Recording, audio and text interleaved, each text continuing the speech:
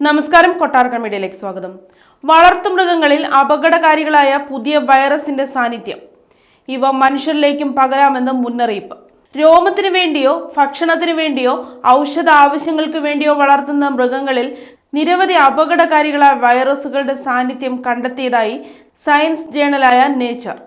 Chinese രോമ ഫാമുകളിലെ 461 മൃഗങ്ങളിൽ നിന്നുള്ള സാമ്പിളുകളിൽ 125 വ്യത്യസ്തമായ വൈറസുകളാണ് ഗവേഷകർ കണ്ടെത്തിയത്. ഈ വൈറസുകൾ മനുഷ്യന്റെ ആരോഗ്യത്തിന് അപകടമാണെന്നും ഇത് പുതിയ രോഗങ്ങൾക്ക് കാരണമാകാൻ സാധ്യതയുണ്ടെന്നുമാണ് പുറത്തുവരുന്ന റിപ്പോർട്ടുകൾ.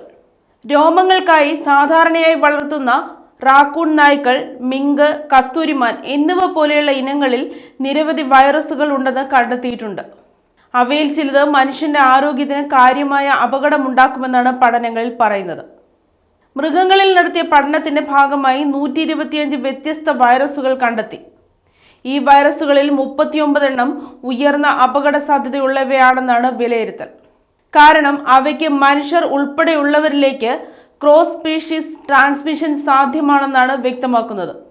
H1N2, H5N6, H6N2 എന്നിവയുൾപ്പെടെ നിരവധി ഇൻഫ്ലുവൻസ എ വൈറസുകൾ ഗിനിപ്പന്നികൾ, മിങ്കുകൾ, മസ്ക്രാറ്റുകൾ എന്നിവയിൽ കണ്ടെത്തിയിട്ടുണ്ട്. ചില വളർത്തുമൃഗങ്ങളിൽ ഹെപ്പറ്റൈറ്റിസ് ഇ, ജാപ്പനീസ് എൻസെഫലൈറ്റിസ് എന്നീ സുനോട്ടിക് വൈറസുകളും കണ്ടെത്തിയിട്ടുണ്ട്. ഈ വൈറസുകൾ മുൻപ് തന്നെ മനുഷ്യരിലേക്ക് പടർന്നു പിടിച്ചിട്ടുണ്ട്. വളർത്തുമൃഗങ്ങൾക്കും വന്യമൃഗങ്ങൾക്കും ഇടയിലും മനുഷ്യരിൽ നിന്ന് വളർത്തുമൃഗങ്ങളിലേക്കും വൈറസ് പകരാനുള്ള സാധ്യതയും ഗവേഷകർ രേഖപ്പെടുത്തി.